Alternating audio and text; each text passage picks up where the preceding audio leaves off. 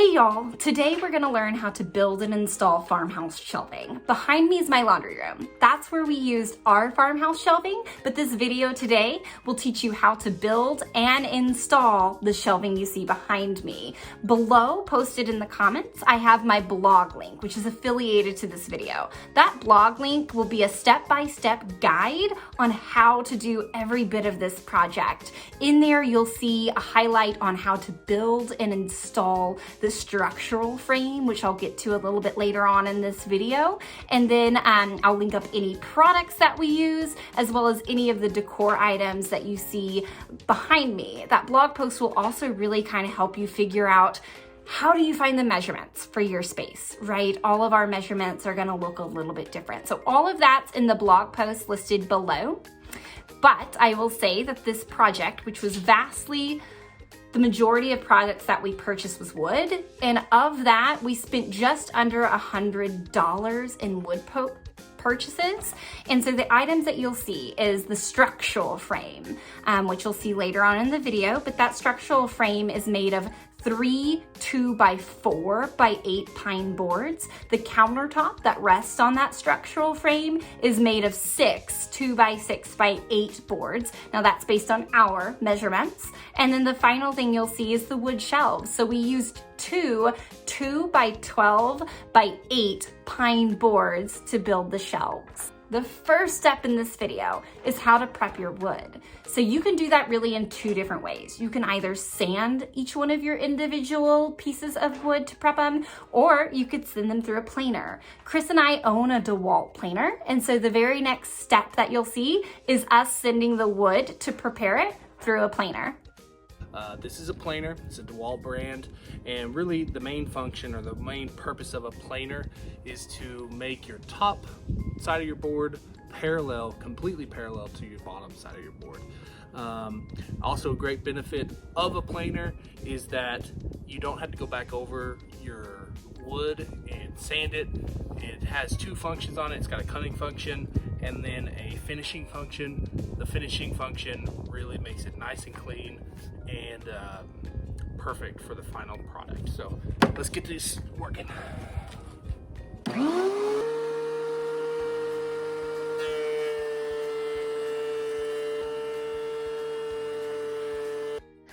If you choose to use a planer, it's really quite simple. You just stick the board in one way. It does the work for you and kind of pulls it through. You act as a guide as it goes through, and it slowly shaves off that top part. So you can flip this over to even out both sides of the board. As you can see, you can do multiple boards at a time.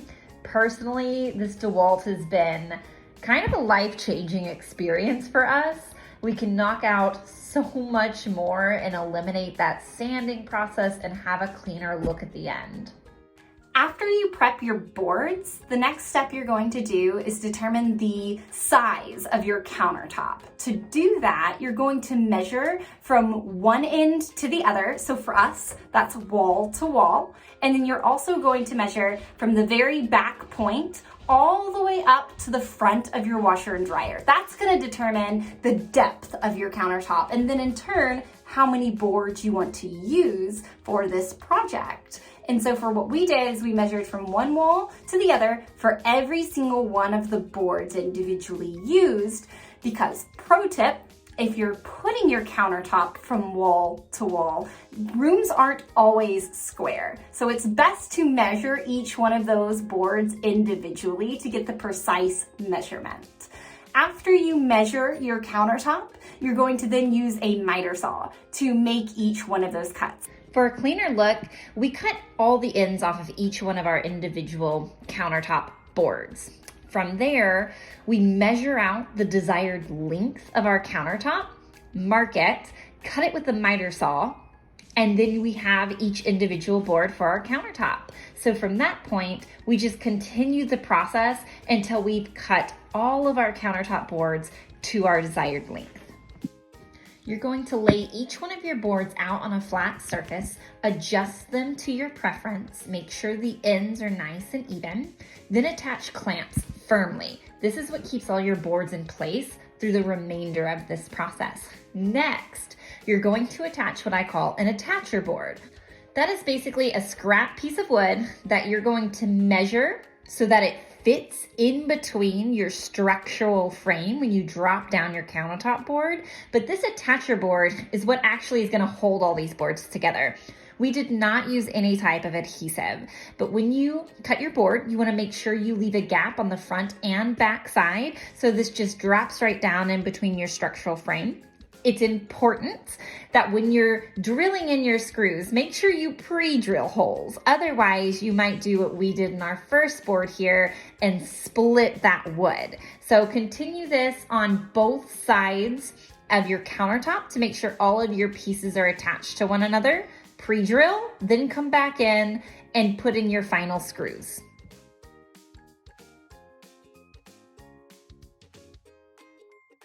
Now that I've got them stained and polyed and sanded down, we're ready to slap them up here to the wall. So what I am doing is kind of just eyeballing as I do everything inside of my house, of course with a little bit of assistance, but I had Chris kind of just hold up these little brackets, which you can see here, y'all. These are so stupid cute. We got these from Home Depot. I'll put them, a link to them in the blog, but we bought these. They're all over the place in my house. I like them because I think they're pretty kind of like modern, industrial, if you will, but not too shabby per se. So the shelves are just gonna rest right on top of these. And I'm eyeballing here. I'm starting with the lower levels and working my way up because I want to make sure that I have enough space on top of my top shelf and my bottom shelf for being able to work here without feeling cramped. But also, it's gotta be aesthetically pleasing, right? Like I want this to look cute as well. So we're putting in this top shelf first to see if this is kind of like where I want it. The great thing is if I want these shelves to be a little bit higher, even though these are mounted into the wall, we can just unscrew them, screw them back up, because this is gonna cover any holes we left in the wall. So this is gonna be great. After you've marked the location of your bracket, pre-drill your screw holes. Then screw in that top screw and use a level to ensure that the bracket is level. Then drill in the second screw. After that, measure from the bracket to the wall and find that distance on the opposite wall. Then mark it with a pencil. Place a long level across the top of the bracket. Once you find it level, mark the end of the level. Then move your level to the opposite side of the wall while still matching where you place the mark on the wall. This is how you're going to ensure that the second bracket is level to the first. You'll continue the installation process like you did for the first bracket on this second bracket. Measure from wall to find the length of your first shelf. What you see here is the structural frame. These boards are screwed directly into studs and will support the weight of the countertop. But before that countertop is installed, you want to attach this faceplate to that structural frame. To do this, you're going to screw the faceplate into each one of those side structural boards. The final step before installing the countertop is to attach corner or L brackets into each corner where that middle structural board meets the front and back structural boards. It's finally happening! The countertop installation is definitely a two-person job. With some adjustments, we were able to drop that countertop right into place. Then we gave this bad boy a few firm taps on the top and then called it a day. We did not use any other screws to attach this into place. To more easily install your countertop, remove your brackets first, and after you put in your countertop, then install those brackets back into place. So what we're gonna do now is put on the shelves right above it. So we have the brackets from the last time still installed for that lower shelf. So we're gonna put that in first. And we have it here, we're ready to go. And then after that, we're just gonna kind of eyeball where that second and last taller shelf needs to go. So that's what we're gonna do right now.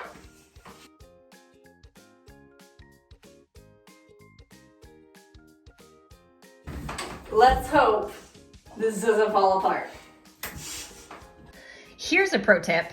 Use your largest items that you plan to store on your shelf or your countertop to judge the distance between your shelves. Here, I use laundry detergent to find the height of my next shelf.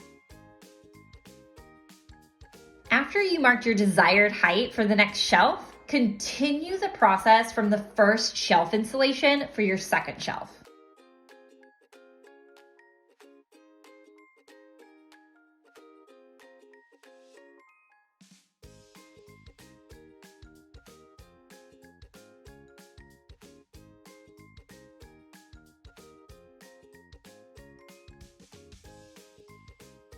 Now you're going to continue that process of installation from the first shelf to the second shelf. Once each of those boards are resting on the brackets, attach them to secure them in place.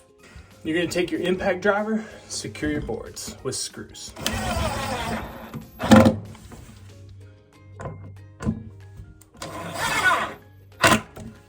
And now your final step is to fill each of those screw holes in the faceplate with putty. I'm going to show y'all how I do my wood putty. So I'll move this a little bit closer. But he screwed in a couple of screws on each side for just kind of this faceplate, if you will. And he very intentionally kind of put those screws a little bit deeper so that I could come in with this wood putty and fill it up so you don't see those tacky little screw heads. And then I'll kind of stain over it, poly over it here in a second. But let me move you closer and then we can get our putty on. This is Minwax wood putty.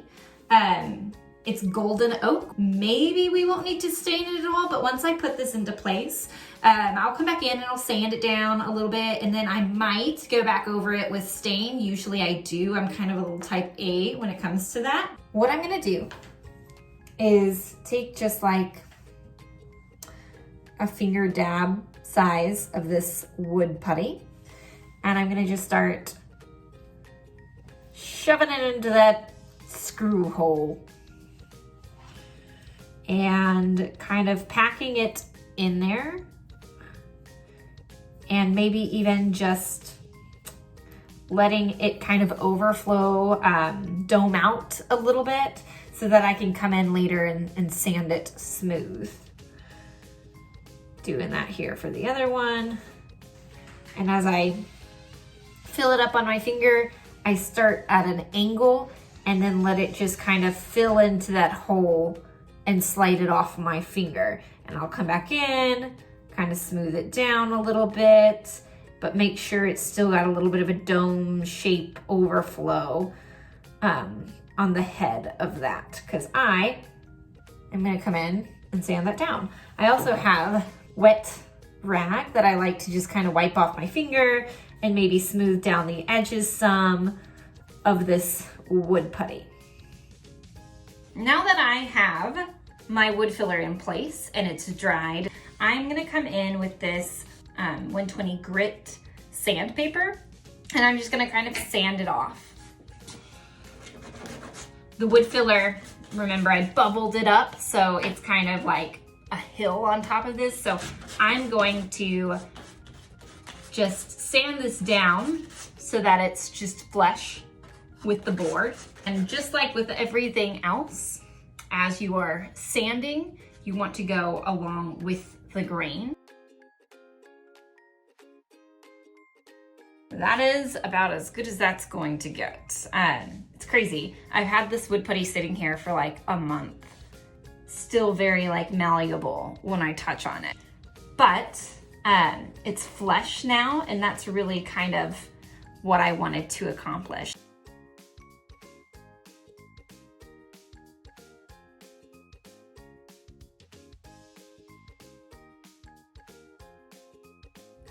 And this is the final look for how to build and install floating shelving yourself. How easy was that? I can't wait to see what you all come up with. So as you build your shelves, make sure you tag me on social media because I'd love to see what you all come up with. If you would like to also see additional YouTube videos on how to stain shelving or how to build and install the faux shiplap like what I have around my room, Be sure to follow me on my blog, therenogalupdations.com. I'll link to that below this video. I'll also include all of the products that I used in this video, as well as all the fun decor items that you see here behind me. Thank you so much for coming along on this journey with me.